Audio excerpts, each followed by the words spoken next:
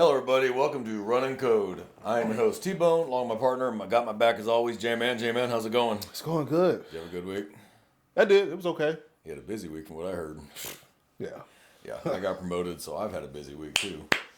But for the crowd, before we start, we got our YouTube channel up.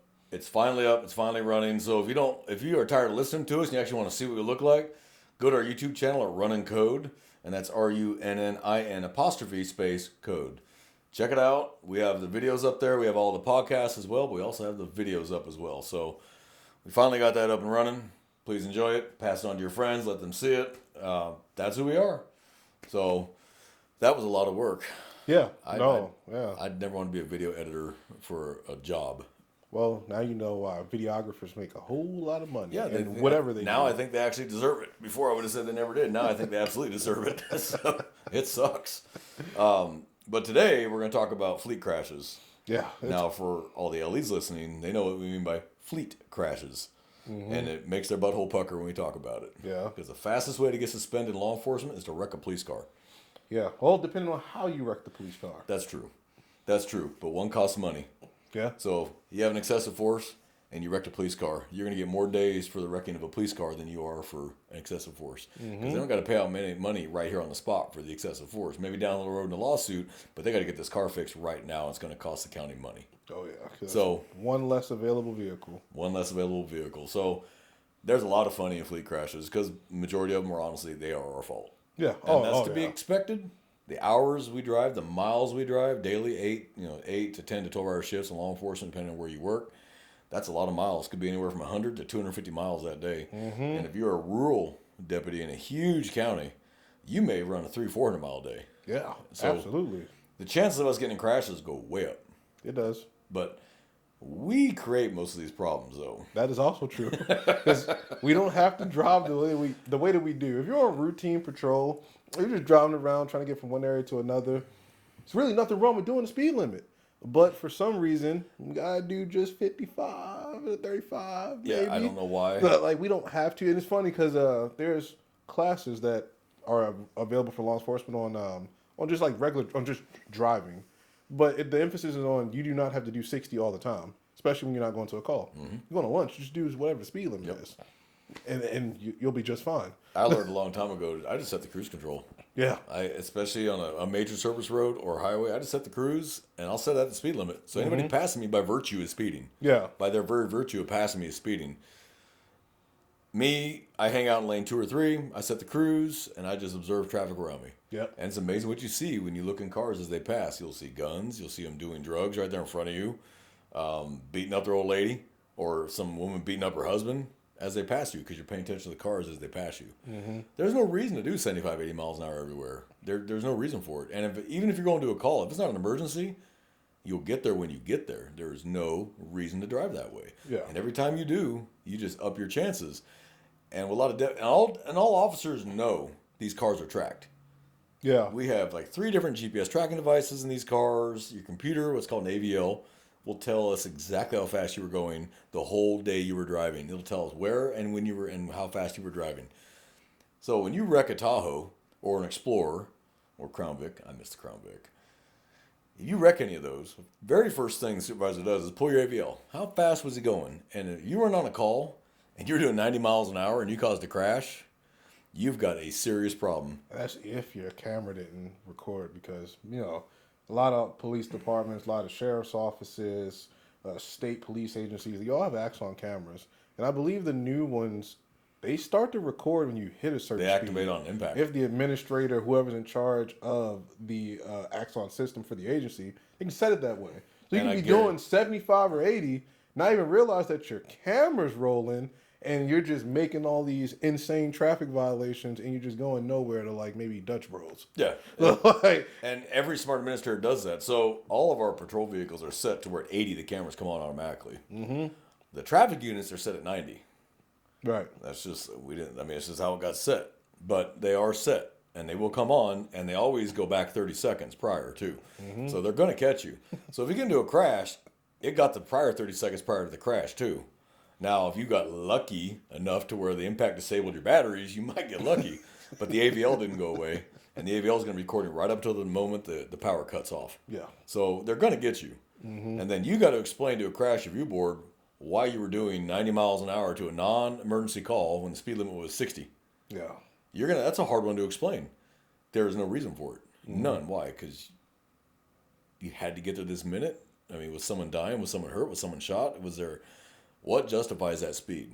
Nothing really justifies that speed unless you are responding to an actual emergency, a coded emergency. And even then, though, as all cops know, we have the duty to drive safely. We still have a duty to the public on the road. Yeah.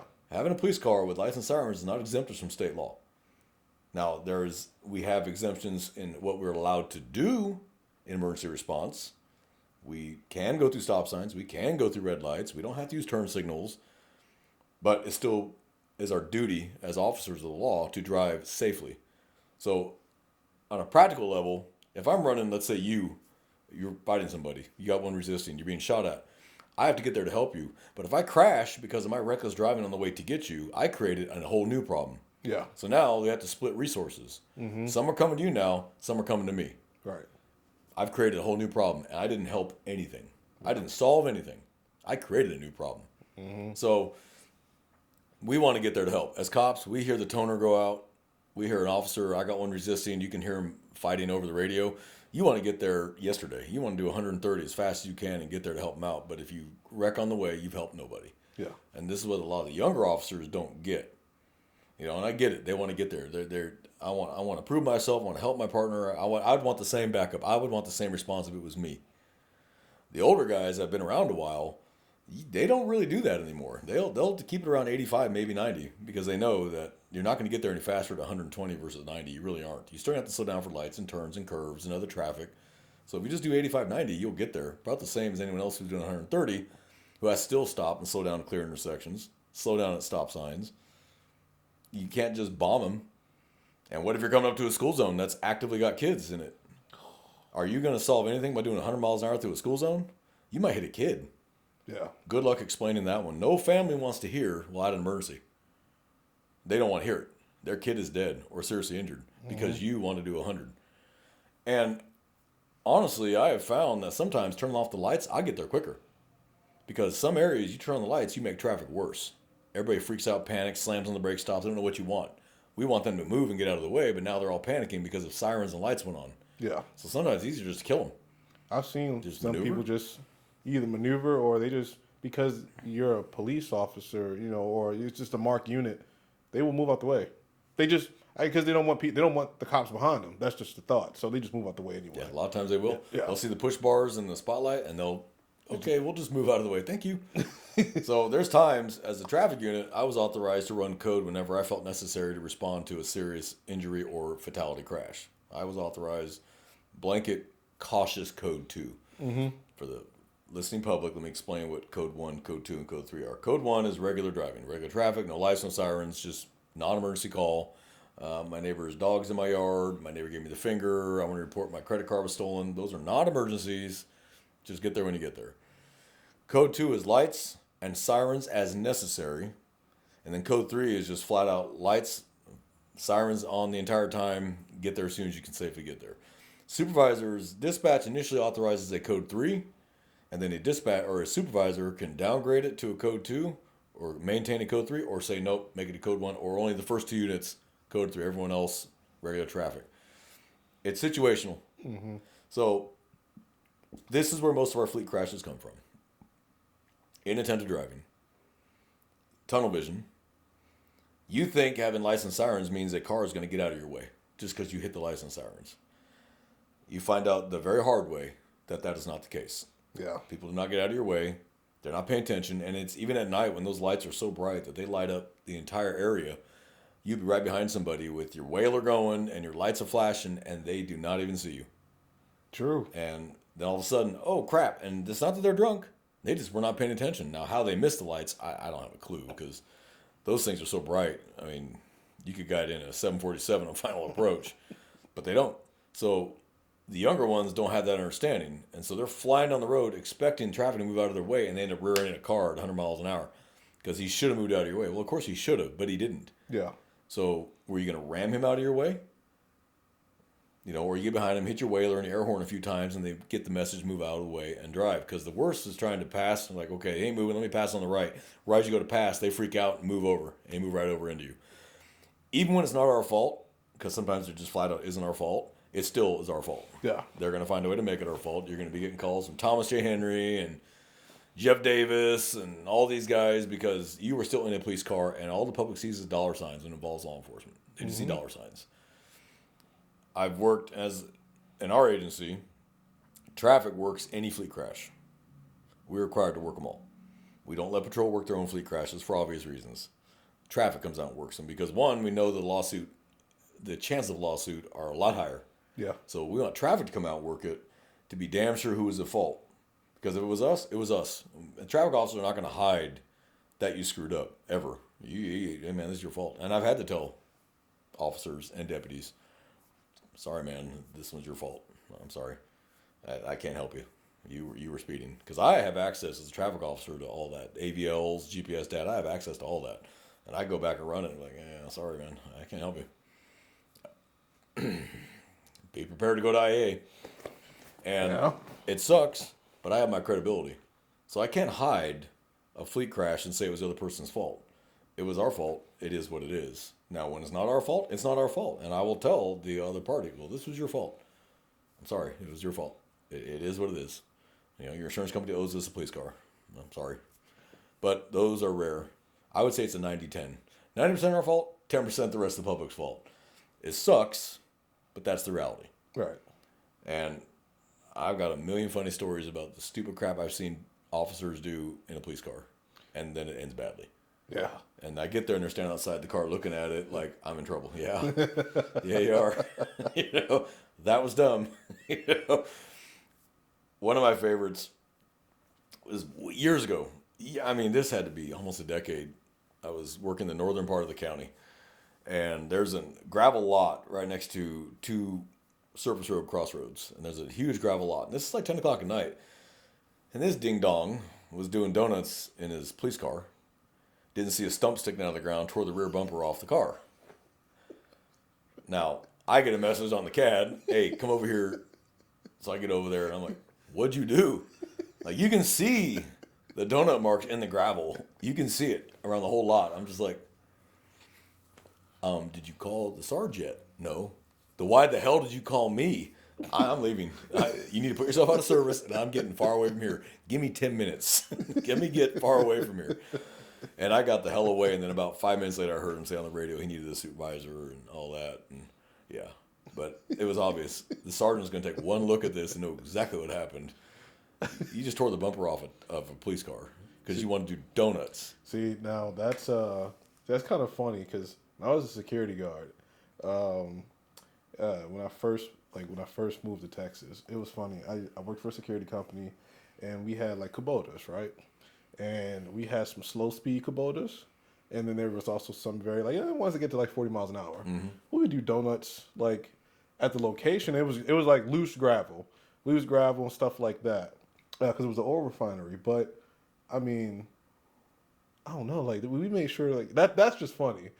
I mean, if you're gonna do something like that, you want to scout the area first. Like, is there any tree stumps? Is it a dead body? Maybe is there just like is there a pole or something? Like I don't know. Yeah, okay, but yeah, why do donuts in a patrol unit? Yeah, and and you said it was at night. Yeah, and he was. Come on, there's something you could be doing at night. Yeah. Like, when I got there, he was just staring at the back of the bumper like, please let this be a nightmare that I'm going to wake up from any minute. I'm like, I can't help you, man. I'm out of here. I don't know why you called me. I'm not a supervisor. I'm leaving. That is hilarious. I've had fleet crashes where officers were in pursuit and they're chasing the turd to the intersection. The turd makes it. They just follow right through blindly and end up getting T-boned or T-boning somebody. Yeah. And that's a bad day. And that's if that person is seriously hurt or dead, that's going to cost us a lot of money, because our policy even states we will clear intersections safely. If you got to let the guy go to get through safely, it is what it is. It is not worth it. Or if he runs the intersection and T-bones somebody and kills them, that's on us. Yeah. Now, is it on us morally? No, he's still running. Mm-hmm. But the public is going to go, well, you were chasing them, and it's your fault because you were chasing them. They don't put the blame on the person who was running from law enforcement. They put the blame on law enforcement for chasing them. Yeah. You should have let it go. It was only a stolen car. It was only a warrant. It was only this. It was only that. Well, it wasn't only that. If you look at the strict letter of the law, we're under no obligation. We're under no obligation to let them go. Yeah. But we have a moral obligation sometimes to go, you know what? This ain't worth it. Yeah. And I've chased cars, and we're starting to come into town, and I'm like, oh, okay, this is getting a little too congested. It's time to kill this. And it hurts the pride, but let it go. Yeah. You know what? We'll see him another day. We'll just add another charge. If we know who it is, we just add another charge and just let it lie. It's not worth the crash. If the helicopter's up, let the helicopter deal with it. Yeah. Hey, are you up? Hey, are you over the car? We're going to back off now and kill our lights. And we'll exit the highway and let the helicopters follow him. He'll eventually slow down, hopefully, because we're not behind him anymore. Right. And then they'll just follow him wherever he goes. And then as soon as he parks, Yeah. we just Yep. mad dog him. Boom. Yep. Hi, got you. Zzz. And then, if he did get out of the car, people don't realize how sensitive the cameras are on these police helicopters. I mean, these cameras are 4K definition from 4,000 feet. We'll just pull him out and go, was this him? And the helicopter will go, yep, that's him. Thank you. That was the one in the driver's seat. Yeah. Appreciate it. Yeah. You're under arrest for evading. Throw him in the car. How'd you know it was me? Look up. See that? That's a helicopter. And they're going to give us the CD with the great footage of you running from us and then parking and walking away. Mm-hmm. It's great footage. Oh yeah. And you're still wearing that really jazzy color shirt you were wearing in the video. So, yeah. Yeah. I mean, even me, like, I remember I was doing something very, very routine, man. I was locking up a park at night, like, because that was just part of the night responsibilities at my previous agency, and I backed into a low-hanging branch. Yep. I mean, I didn't panic or anything. It just happened. I was trying to park. I knew the tree was behind me. I just didn't know the branch was that low. And I hear a crunch, and I'm just like, oh, that's all right. I just hit like some low-hanging branches on the roof. They just broke or whatever, blah, blah, blah. Lock the fence.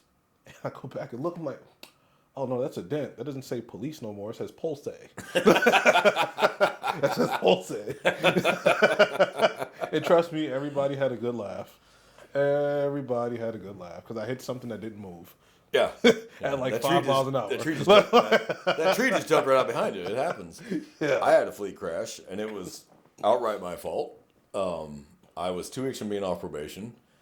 I heard another officer come on the radio and say it was on a traffic stop, and I could tell by the tone of his voice that maybe it was a little more serious. It wasn't routine, like there was something off. Mm-hmm. So I was like, well, let me just kind of wander that way and just see what. And he was literally right up the street, like not even a half mile. I'm like, well, let me wander that way and just see what he's got. He didn't ask for backup, but I had nothing going at the moment. I looked left, I looked right, pulled out, and the car was right there. And I T-boned that car and just destroyed my Tahoe, destroyed her car. It was my fault. She wasn't injured. I wasn't injured. That's about the best outcome. No injuries. And honestly, I had a lot of respect for this woman because she did not like, oh, my neck, my back, I'm suing for $1 million. She sued for the damage of this 98 Corolla. She sued for the replacement. It was like $3,000. That's all she sued for. And I didn't hear anything about it. This is back before my agency had what we call crash review boards, CRBs. So it was up to IA, whatever they're going to do with it. And they forgot to give it to IA. Like a year and a half later, I got told by one of the captains, oh, yeah, it was your fault, but it blew the time frame on it, so just don't do it again. And that was the end of it. Yeah. But I told the sergeant immediately, it was my fault. It was my fault. I couldn't deny it. I couldn't hide it. Yeah. And even if I had tried to, there was a camera right there at the target that would have seen the entire thing. So there's no point in even trying to deny it. It was my fault. Call it a day. And this is where officers get in trouble. They lie about silly little tiny things, and it makes it so much worse. We can read the road evidence. Traffic officers can read the road evidence and go, yeah, this is your fault. Yeah. We can read the skid, the yaw. We can do distance to stop, mid-cord. We can do all that and go, your fault. And that's before we even pull the black box on the car or pull the AVL. We already know what happened. And then the AVL and black box just back up what we already saw in roadway evidence. Mm-hmm. The crash pattern, the debris pattern, the skid, all that. It's all right there on the road. And if you know what you're doing and you know how to read it, it reads like a book. Yeah. If you're an experienced traffic officer, the crash scene reads like a book. You can immediately go, I know exactly what happened based on XYZ. I've taken intermediate advanced. If you're one of those traffic officers that have been lucky enough to get intermediate, advanced, Recon 1, Recon 2, skid and yaw, MVPEG, commercial, you can walk up to a crash and in 5 seconds know exactly what happened, just based on what you're seeing. Yeah. And you'll be right 99.9% of the time, unless there was an outside factor you were not aware of that wasn't made clear to you. And then you watch a video and go, okay, I know about the other car that wasn't on scene because they left, Yeah. kind of thing. Yeah. And even then, sometimes we'll be like, well, that doesn't match that car. Hold on, there's another car that was involved here. Where'd it go? And we can see that too, especially paint transfer. Mm-hmm. You rub paint, a red car and a silver car, and you can rub paint and go, oh, yeah, there's another car that's involved. That car's white and that car is silver. Where's the red car? Yeah. So it reads very easily, and it sucks to tell a fellow officer, hey, you screwed the pooch, man. I mean, you did this. This is your fault. And no officer, no human, especially officers, want to hear they did something wrong. It just goes against your grain as a human. You're just like, no, I didn't. No, I didn't. Yeah, you did. Yeah. Yes, you did. We're human beings, too. We screw up like anyone else. And the days of us hiding the uglies are gone. Yeah. It's, sorry, man. You did it. Deal with it. Okay? Take your lickings. Move on with your life. Learn the lesson. Did you learn? Now, we've had officers who've had 6 or 7 fleet crashes, and they get sent to the courthouse where you're not driving a police car for at least 2 years. You've cost us a lot of money. Great officer, but not when you get behind the wheel of a car. Like that windshield blinds you for some reason. And if they like you, you might only get a couple weeks. If they don't like you, you might get fired because you're costing them money. Yeah. And police cars are not cheap because the components are different for police cars because they have to be pursuit rated. They have to be high speed rated. So the components are not normal components on a lot of these cars. The engines are not normal. The transmissions aren't normal. The suspensions aren't normal because they're designed for the heavy duty, high speed driving we do. So it's just think money. Just think dollar signs. Yeah. And what agency is going to like paying money for your screw up? They don't have to pay. Not a one. They're going to get their pound of flesh out of you some way, somehow. And they have the option of garnishing your paycheck to pay that equipment back as well if they want to. And that's just an insane thought, too. But they have done it. Now, it doesn't happen often, but it has happened where they will garnish an officer's check to pay for damage to equipment. Now, I've never seen a car, but I've seen rifles, body cameras, radios, weapons.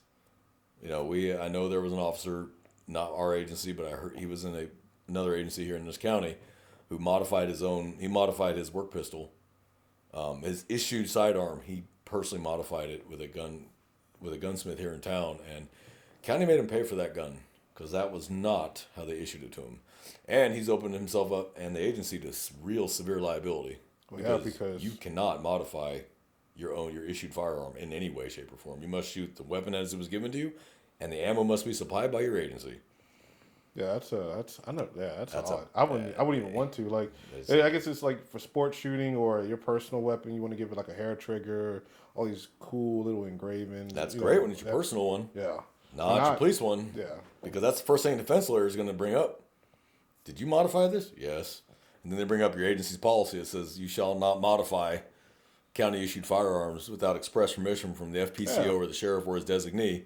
And there you are modifying it. Yeah, and now you look now the jury knows that you're a rule breaker, so it's just more negative limelight cast on you. Adding a zero. Yeah, it's going to add a zero to the final judgment because you chose to do that, and then your agency may go, "I was out of policy, and we're severing ourselves from this because he broke policy outright." Mm-hmm. Now you're stuck alone in this $1 million lawsuit. Yeah. Oops.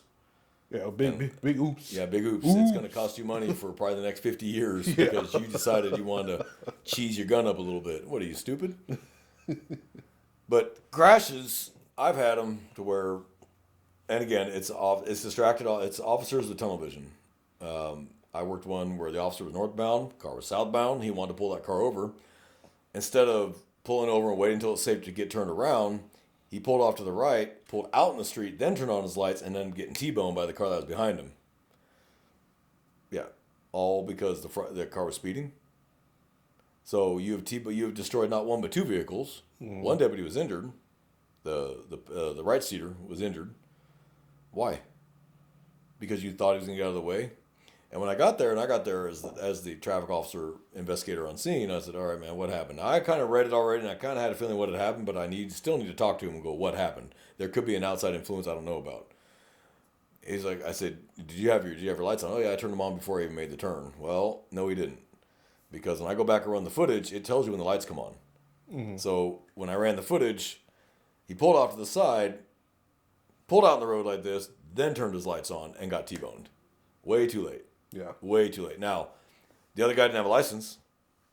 He didn't have insurance. Do you think that mattered one iota? Nope. Not one bit. We still bought him a nice truck Yeah. because he had the right of way. You did not.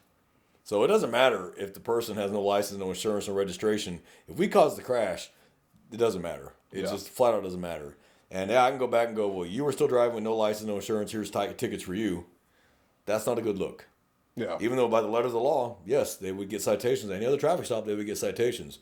But we caused a crash that totaled his vehicle. How does that look now for giving them tickets? Yeah. It looks like we're just being retaliatory. Yeah. So it's let it go. Just let it go. Sucks. Let it go. You solved the problem by taking the car off the road, so let it go. But I'm not going to turn around and give him citations for it because now I just look like I'm being a retaliatory dickhead, and I'm just like, well, I know you're going to sue us, so here's a ticket. It doesn't solve anything. Yeah. You just made it worse. He may sue, he may not sue, but getting the tickets, he probably will sue. Yeah. Just because the ass pain of you gave him tickets, even though he knows he didn't cause the crash. Now, he knows he shouldn't be driving without a license, but him not having a license didn't cause the crash. Yeah. So it's not relevant. So just doing that just makes you look like a dick and it makes your agency look unreasonable. Yeah. So it is amazing how many times an apology will just make stuff go away. Yeah. If you just, that was my bad. That was on me. We're, as cops, as humans, it's hard to apologize. As cops, it's damn near impossible for us to apologize. We're like, nope, I wasn't wrong. Nope, nope, nope, nope. And sometimes an I'm sorry would have just gone a long way. It's funny too because like it made me think of another crash. Now I was a supervisor at the time.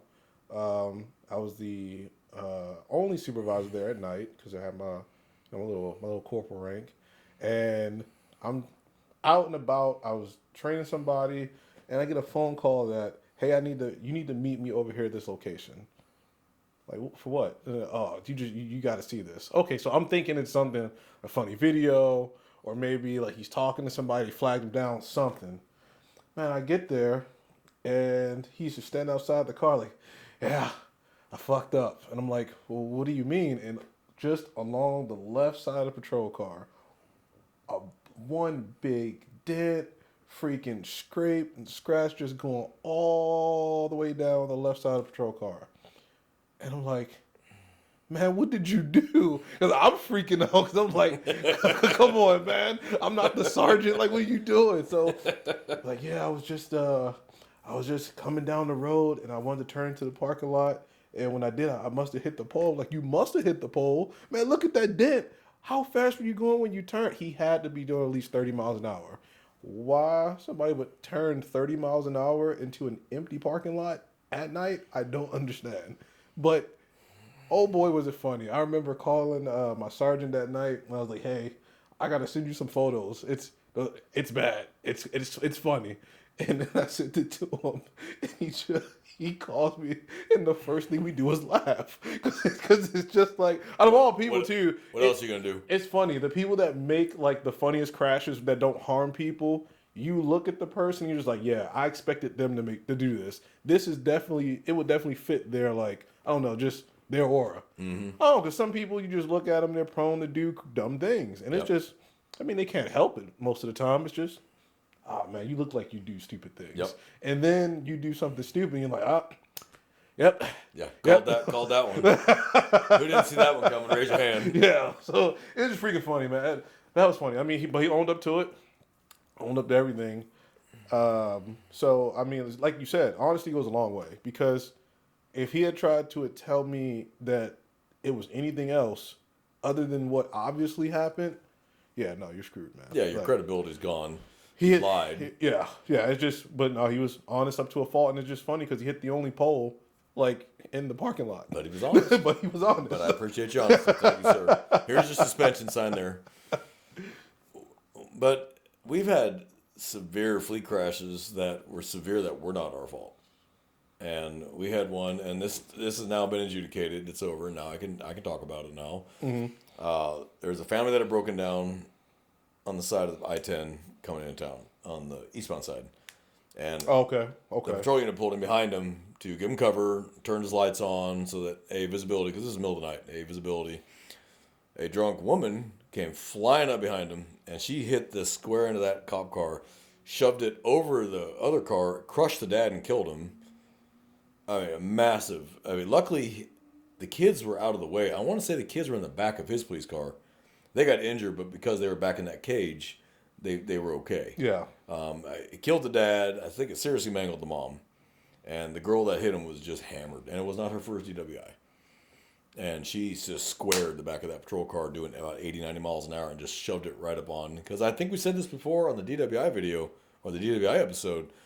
Drunks are attracted to lights. Yeah. They will fixate on them and start moving. And when you fixate, you tend to start turning the wheel towards what you're fixating on. Yeah. And they fixate on the lights and they slam right into the back. And that's exactly what happened.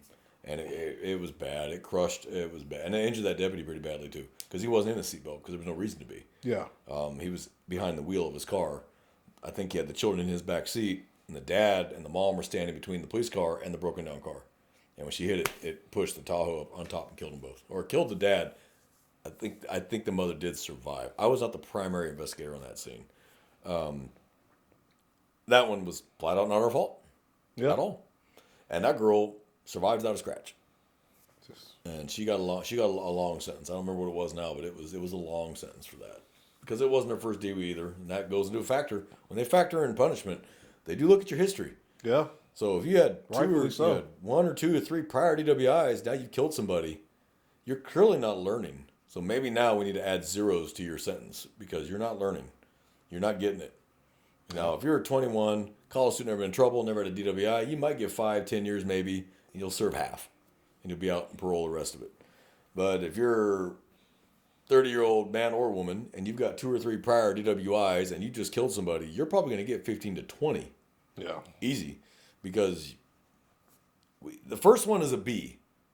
First DWI is a B. Mm-hmm. That should be your wake-up call right there. Like, hey, move on with your life. Don't do it again. Most jobs, it's not going to affect your job. Yeah. Most jobs, unless you're a commercial driver or stuff like that, where, yeah, rightfully it'll affect your job. But if you're like an insurance salesman or you're a real estate broker, no one in that world cares if you have a misdemeanor DWI. No one cares. Mm-hmm. So the first one should be your wake-up call, but then you get another one, and then you cause a fatality on the third one. Well, now you have a different problem because you had all the time in the world to stop doing that, and you didn't. Yep. And what we know is for every time we've caught you driving drunk, there's 50 times you didn't, we didn't catch you. Yeah. You just keep rolling the dice every night, and then eventually you get caught. Yep. So I don't know. That was a rough night. That one was a bad one. But by and large, honestly, we cause the majority of our crashes. We do. It's the benefit of we're young. We want to get there right now. I'm a police car. I can do what I want. No, you can't. So, yes, we still have to abide by state law in police cars. Yeah. So it drives me nuts when I'm on the highway and I see a police car go by me at like 90 miles an hour. And then when I look up their call, they're not even on a call. There's no active call. They're just driving that way because I'm a cop. Who's going to say something? I will. Because in 10 minutes, I'm going to be working your crash. That's true. Because you want to haul ass. There's no reason to. Slow down. Or they drive it like it's their personal car. Like, I remember one of the first things I was told when I was on training that I had to keep my both hands on the wheel. Like, this is not your car. You can drive one-handed all day you want, but while you're in this, like, unit, you drive with 2 hands. Mm-hmm. 10 and 2? 10 and 2. 3 and 9? Whatever. Because you got the most stability and control this Most way. stability and control. And besides, it'll keep your hand from doing something it shouldn't be, like playing with the CAD, playing with your phone, because we're not authorized to text and drive either. Yeah. Now, we can use our phones verbally when it's business related. Yeah. So if I'm on the way to a call and I need more information, I can call a supervisor, I can call the complainant while I'm on the way. I can legally do that. Yeah. But I can't be driving around, hey, honey, what's going on? What's for dinner? I love you. No, there is none of that. Mm-hmm. Because you still abide by state law. Lights and sirens give us the legal right to exceed the speed limit and not use turn signals, which you're not going to see anyway because the wags, the lights are all going. Yeah. Run stop signs, run lights, but it still behooves us to do it safely in a safe manner that will get us there in one piece without killing anybody. Yeah. And that's a lot of people don't get. Yeah. They think, I'm going to drive my way. Well, and it's going to cost you. When I was training, I had a trainee. He was a sharp guy. We were running code to a call, and he blew a major intersection at full speed. And I mean, I'm screaming at the top of my lungs. I'm pretty sure I sucked the seat cushion up my ass. And I was holding on to the oh shit handle, 1 foot on the dash, just waiting. Which this is the worst thing I could have done with my foot on the dash. I'm going to eat my knee when the airbag comes out. But I'm screaming, stop! And he went right through it. We'll talk about that when we're done with this call. And when the call was over, we had to come to Jesus, and I chewed about 10 pounds off his ass. But fast forward to about 6 months later when he was long on his own, he called me and said, "You saved my life. I heard you in my head screaming at me as I was about to bomb that same intersection, running code. He slammed on the brakes, even though he had the green. He slammed on the brake. 18-wheeler ran the light. It would have crushed him. Yeah. He said, I heard you screaming in my head, and I slammed on the brakes. I was like, there you go. The ass chewing had a purpose, and it served its function. You're alive. Nobody died. You made it to your call. We have a tendency to go, I'm gonna hit the whaler, I'm gonna trill it, I'm gonna hit the lights, I'm gonna blow this intersection. They're gonna stop for me. No, they won't. Especially when they're coming from the right and the left. They cannot see you. Yeah. Especially if you got a gas station right here or maybe a bridge overpass right here, they can't see you. Mm-hmm. And if it's daytime, they definitely can't see you. Night, maybe they'll see the lights, but most of them don't think they're coming from this direction. Yeah. They just see the lights and go, oh, okay, where's it at? It's behind me. Nope, it's coming from here. Especially in the county that we work in. Yep. Like, some of these streets, I think they're just built to be dangerous on purpose. And sometimes I just think, well, it's just a bad spot. Just did what they could. I have a particular one in my name, in my head, but I just don't want to say it. You know, but it sucks. I was on it the other day, and I'm like, man, this doesn't give you enough time to even get out. It's so busy. It's one of the roads that's always busy, no matter what time of day it is. I think the only time there's no traffic on that road is during like a major storm or when we sometimes get snow down here in South Texas. Yeah. Then that's when the road is. Like, we still go to the crashes. Yeah, still go to the crashes. Used to ice down here, and so even our deputies do it, even our officers do it, even our state police do it. It's icy. Let me go faster. Okay, you would tell the public to slow the hell down, but you can't apparently slow the hell down. Did you think the physics are different for your police car versus their civilian car? They're not any different. Physics are physics. Yeah. Objects in motion stay in motion until acted upon by greater force. So you start sliding on ice, the only thing stopping you now is a bridge abutment, a pole, a ditch, another car. That's what's going to stop you now. And it's going to be a very expensive check. Yeah. So slow down. Everybody just slow down. And that's the majority of our crashes are what? Speed. Yeah. That's the majority of our crashes are speed related. Number one with a bullet, speed related. Mm-hmm. Almost all crashes, law enforcement or civilian, are speed related. Yep. Close second for civilians is narcotics and distracted driving.